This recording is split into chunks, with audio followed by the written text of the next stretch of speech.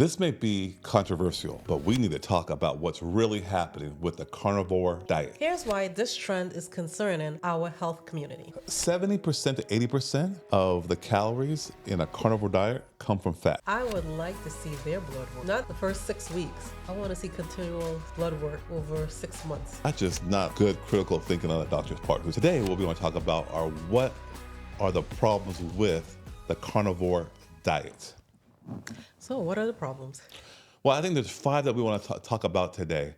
And the big one is the reality of cholesterol. I mean, we all know that cholesterol, and it's linked to coronary artery disease, Okay.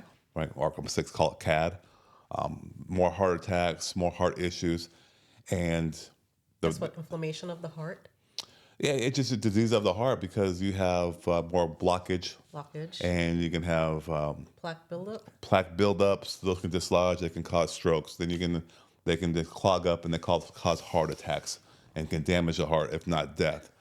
And where cholesterol comes from, there's really the main source. Animal products, no matter if it's fish, pork, beef, chicken, they're the primary source of dietary cholesterol. Right. And no one says that. No, I never heard that. Yeah, well, yeah. And before, we never even heard that kind of stuff before. It was like, oh yeah, eat chicken because it's healthier, it's leaner than meat. Yeah. Or red meat. Eat pork, the other white meat. Yeah. Or eat turkey.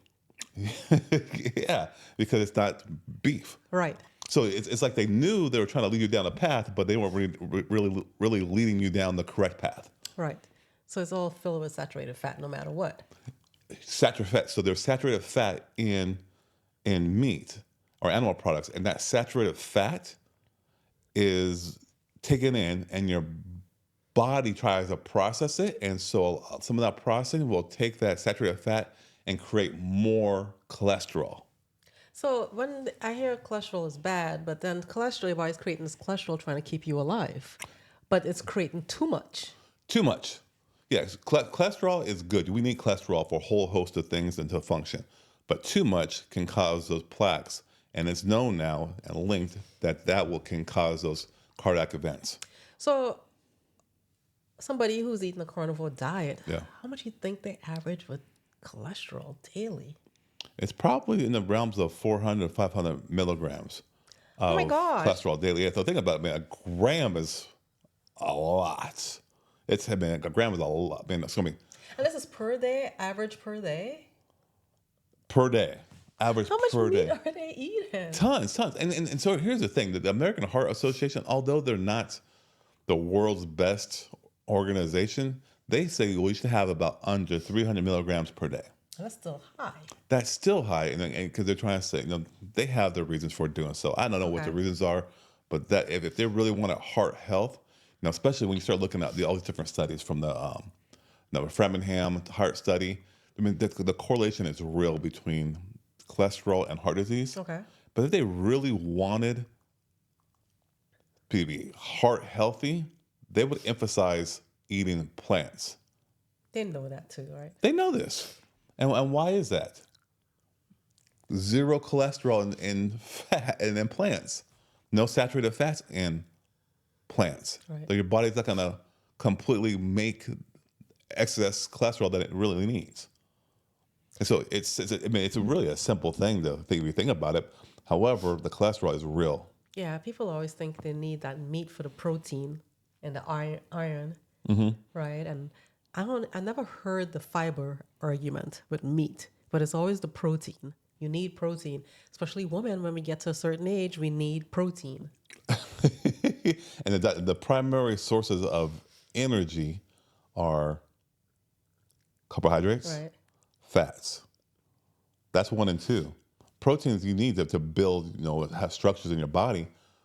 And we can go down that road, but yeah, you don't need protein. You don't live off of protein.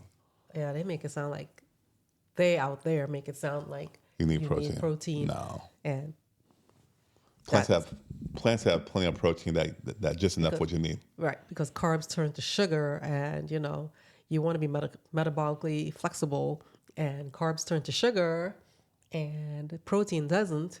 Well, that's funny you say that because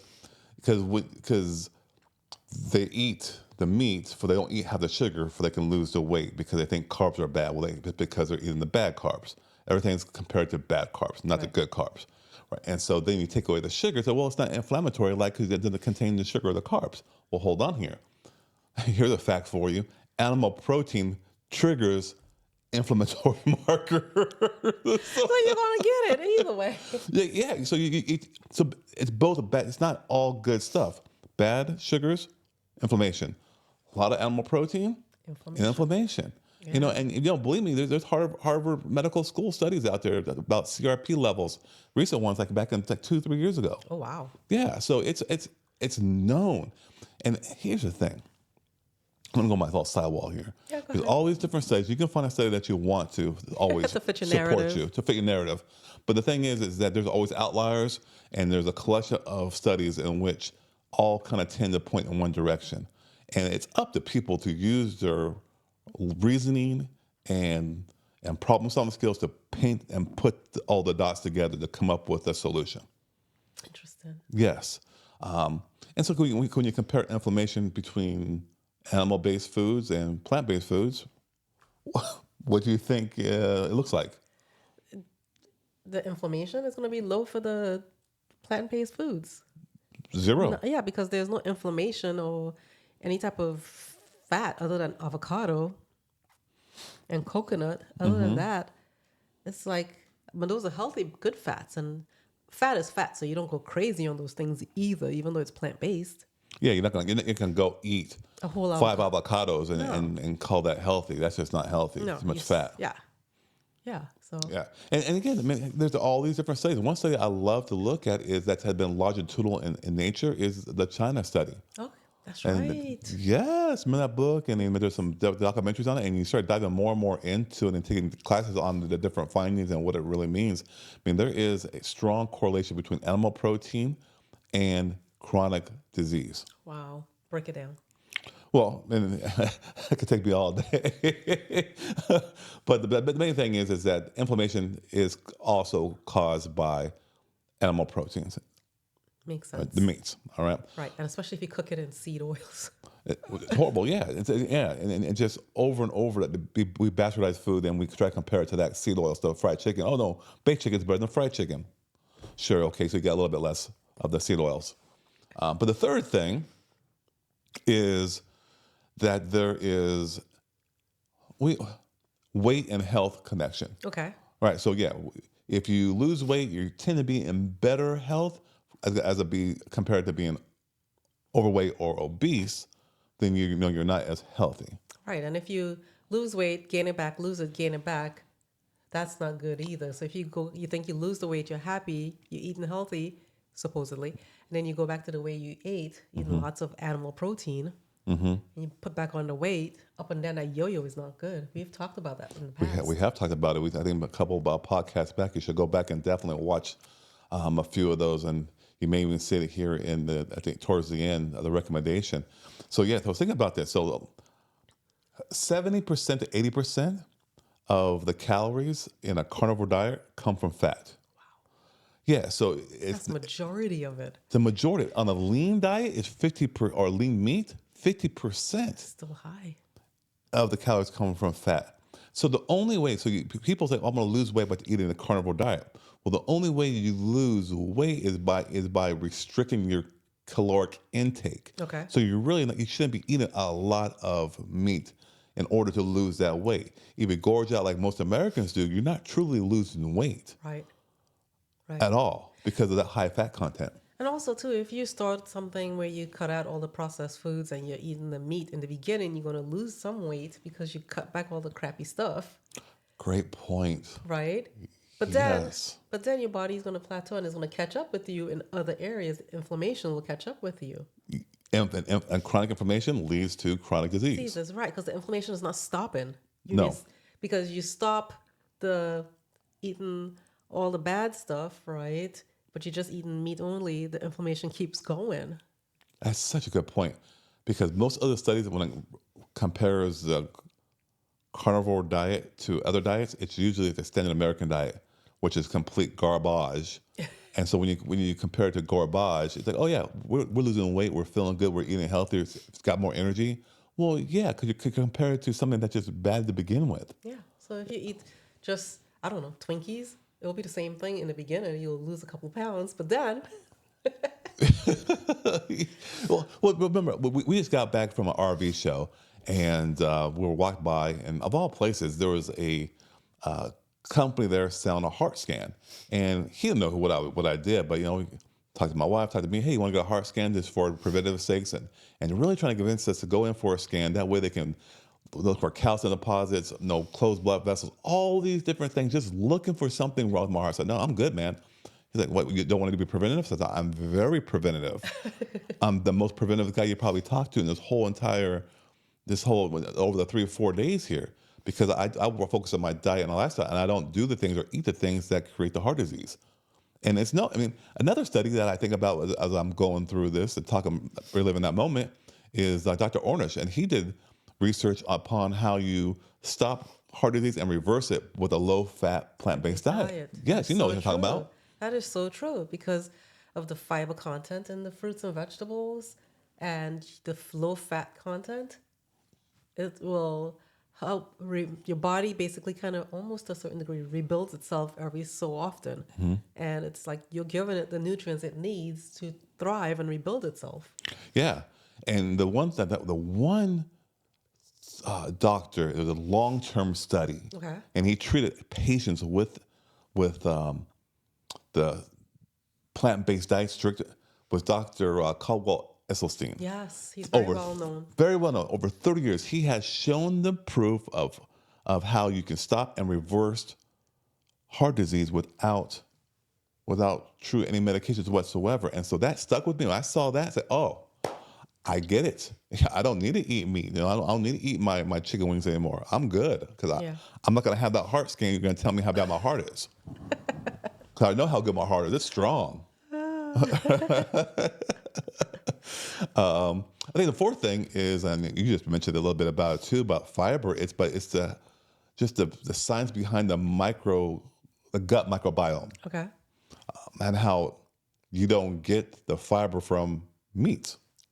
Right. So your body cannot process it and sweep things out of your colon, right? In fact, it might actually do the opposite. Slow it down and make it very immobile in there. It does, and there's a theory out there where all that immobility, it sits there and try to digest it. And it Just petrifies. Yep, yep. Oh God, yeah. And that scrapes and kind of claws its way on down, and you keep that over and over, that friction. That's what leads to colon cancers. Yeah, And just think of meat sitting in your system and it's not going down fast. It's going to smell funny. there's a certain stench to it. There really is. So the fiber is essential for the gut health. Okay. Right, because it sweeps it out, but it also feeds all the nutrients when you eat with proper nutrients. It feeds the gut The gut bacteria. For your immune system, your serotonin, your dopamine, your feel-good type of hormones, to be able to increase your immune function, not inflammation, but immune function in case you are exposed to bad bugs or need it to heal yourself. It probably slows your aging too because your body's not breaking down as fast. Yeah, that's very true. I mean, you're a prime example of how not to age. So Thank you, my love. you're welcome. You're welcome. You're welcome. So you got. I saw somebody the other day talking about how, I think I told you this, and remember that podcast, that you don't really eat fiber, and then the misconception about fiber, you can't just digest it anyway because since you can't digest it, why eat it? Yeah, so she's a big proponent of eating meats.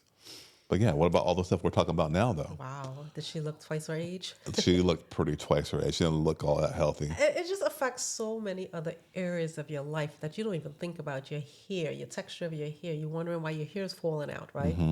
It's stress probably, but coupled with the bad diet, your skin, right? The elasticity of your skin, how you feel, your energy. Some people say, oh, yeah, I have a lot of energy. Really? I don't know if I'm by that, right? So it takes energy to digest, and it's harder to digest meats than vegetables. it takes longer. So it takes longer, and so you use more energy to digest, and that's why over 2-3 hours, 4 hours of time, you're just kind of like, oh, I don't really feel like the good energy. It's because you're trying to digest it. Yeah. And And then it's not giving you energy that you need. no, exactly. And here's a big one, and I think people think this is a positive, is that there's some serious concerns with how much iron you get. That's number 5. Yeah. There is risk when it comes to excess heme iron, which you get from, Meat. yes, animal, yeah, exactly, heme. There's heme animals, non-heme plants. Okay. And there's a Wait. difference. Okay. What's the difference? Well, I mean, it's still iron, but it's the non-heme or from plants, the body can regulate it more. So the body knows, hey, I need more iron. I'm going to pull some more iron up and get it. With the heme or animal iron, it can't regulate it. It just takes it, most of it, as much as it can possibly can, up into the body.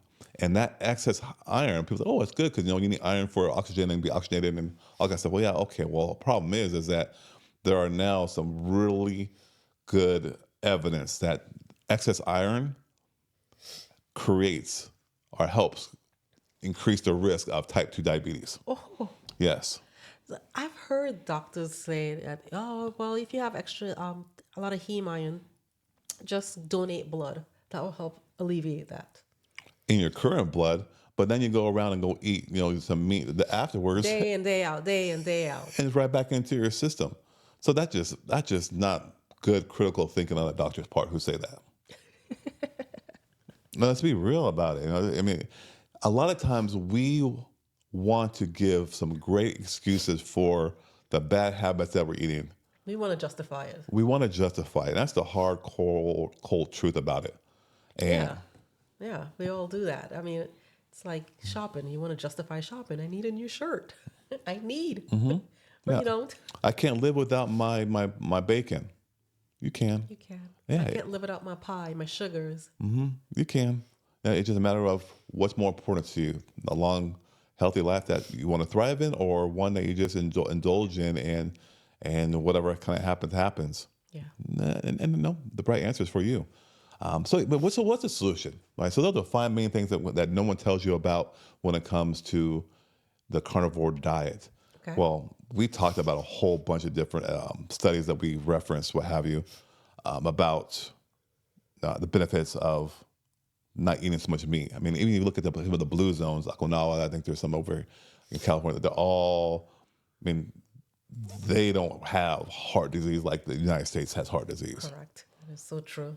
They eat mostly plant-based. Yeah, mostly. They move, right? They don't eat as much meat as the average American does, processed foods. Yeah. Yeah. So Yeah, lower in fats, lower in fat, not as much animal protein, lower cancer rates. lower cancer rates, is overall Heart live longer. disease, they live longer, lower heart disease, diabetes, all of it. Yeah. Now there are other things out there that contribute to the active lifestyle. No, they don't maybe have that much stress, what have you. So there's different components to it all, but the big foundation is a diet. And what baffles me too is how the carnivore diet is now the new hot trend. Yeah. But really, it's nothing but more of a rehashing of like the Atkins diet. Yeah, it is. It's just when you said earlier today when we were talking, you're like, it's just basically rebranded. It's all it is. I remember doing it too. Back in probably 2002, 2003, the Atkins diet. Did it, lost a lot of weight. Man, it was tough because your body goes through ketosis, which when your body starts to burn more fat. And it's not even a true ketogenic type of phenomenon, but your body does kind of go through it. And then you start to learn, well, hold on here. The Robert Atkins, the person who promoted and came up with that type of diet, he died from health issues related to the heart. So the See? same diet he promoted, he died from. Yeah. And that's why you probably didn't hear it for a while and they rebranded it, right? Yep. And then we branded it to more now, oh, it's a paleo diet.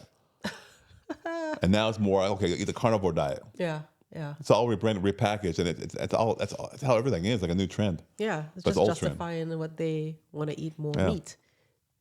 And here's the thing: of people who do try to say, "Hey, carnivore diet is the way to go," they can't produce one long-term safety study or study of benefits for the diet.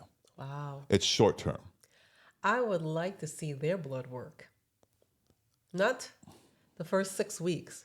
I want to see continual blood work over 6 months Yes, or a year. the plant-based world has those long-term studies. They do. They just have them. I named up, no, Dr. Esselstyn over Yeah. 30 years of reversing heart disease, the I know blue zones. I know there are many more doctors. Oh, there's so many more doctors There's a out there. lot of information out there you could So find many. to back it up, Those are big and ones. not selectively back it up. Yeah. So at the end of the day, I just think about, all the journey and the conflict I had when it came to saying no to the turkey bacons, the hamburgers, the ribs, the barbecue ribs. Oh my God, used to love them. Yeah, but the thing is that kind of led me to being kind of fat and out of shape, of almost like 300 pounds at one point in time. We got together, lost a lot of weight, but I was breathing heavier, couldn't have the energy. And then right before I got serious, we got serious kind of together. It was when my friend's brothers, he died of the same year from heart attacks. Oh yeah, You remember that? Yeah. remember that? And Yeah, so that young, right there, 40 years old. in the 40s, and I'm turning 50 this year. But amazed the changes. I lost the weight. I got my energy back. I got my mojo. And now I hardly ever get sick. And now when I go to RV shows and someone talks about getting a heart scan, I can confidently say, I don't need that heart scan. That's right. That's right. That's right. We say we work on preventative, right? And when we say preventative, not going for scans, we work on preventative, actually living the lifestyle Yes. of eating properly. I used to eat meat growing up, and I never knew anything about it, but I've had friends around me whose parents ate a lot of meat and died instantly of heart disease, right? Didn't even have a chance to correct it. I had this one friend, his father, his brothers, the grandfather, all of them died of heart disease. Wow. And no, when I ate meat, especially chicken and turkey and those things, and I thought I was being healthy, I did not feel healthy. I felt tired. I felt like it just sat in my stomach and it was hard to process, digest. I didn't like how I felt at all. I didn't think I had the energy like I do today. I have energy. I can go, go, go, go, go. Sometimes I go too much.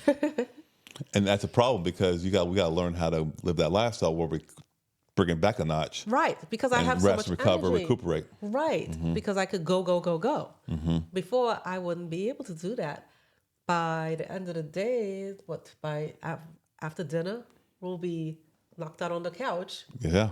watching TV and just could barely stay awake or just very low energy. Yeah. And now we just keep going, going, going. Now it's like 10 o'clock, 11 o'clock at night. I wake up at 4:30, 10 o'clock at night. I think, you know what? Time to go to bed and I kind of conk out and get my 5 or 6 hours of sleep. And I'm ready to do it again now. Yeah. But, and so that's our personal story with dealing with meats and getting up meats. But there's so many other stories out there who are even more known, like Kyrie Irving, the NBA champion, a great basketball player. And he credits like his plant-based diet for improved recovery and his energy. Yeah, just like you mentioned. Venus Williams, she was diagnosed with an autoimmune disease called Sjogren's syndrome, and she took up plant-based, and though she was competing at a high elite level, won grand slams, and one of the best. On a plant-based diet. Yeah, on a plant-based diet. You don't need the meat because you think you need meat to be competitive. Alex Morgan is another one. She's was on or maybe still is, on the U.S. women's national soccer team. Gold medalist, probably the best player on the team, and the World Cup champion. And she's probably been on about 8 years now, and she credits that for her recovery and her energy. Yeah, there's countless bodybuilders Yep. who have tons of muscle mass on plant-based diets.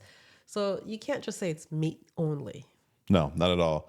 And so at the end of the day, here's what we're trying to tell you is this, that as humans, we are primary plant eaters. And that's just from an anatomic point of view, from how our stomach is constructed, our digestive system, to our mouth and teeth, right? Our enzymes to break down food. Right. We also, fiber, I don't care what anybody else says. You don't even got to believe me. But you got to eat fiber. It's essential for your health. I would agree with that because it, like I say, it pushes everything down on out. And whatever it can't digest, it's pulling out the bad stuff. Yeah. And the hot tip, you don't want to go once or twice a month or for a week. I'm talking about going number 2. You really want to go 2-3 times a day. That is considered healthy. And the only way you can do that is with fiber. And lastly, it's this. It's that plants provide all the necessary nutrients that you need to live a healthy lifestyle. Agreed. Yes. So you don't need the meats. You don't. No. And you get all the vitamins, like you said, to echo what you said. Uh, you get all the vitamins, the minerals you need, because meats cannot provide the minerals you need.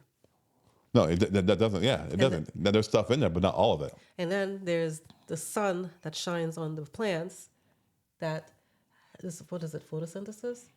And that goes into the plants and that is transferred into your body once you eat it. Yeah, the chlorophyll of plants is pretty much identical in structure to the hemoglobin in humans, which is essentially like the lifeblood of how you live, like being oxygenated, what have you. Yeah. Yeah.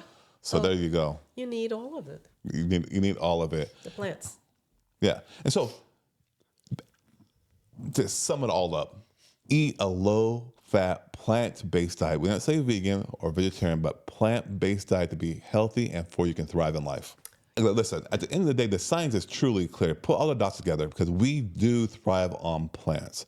So let's stop focusing on the short term and what our taste buds may want or what you may feel desirable. Focus on what works on the long term.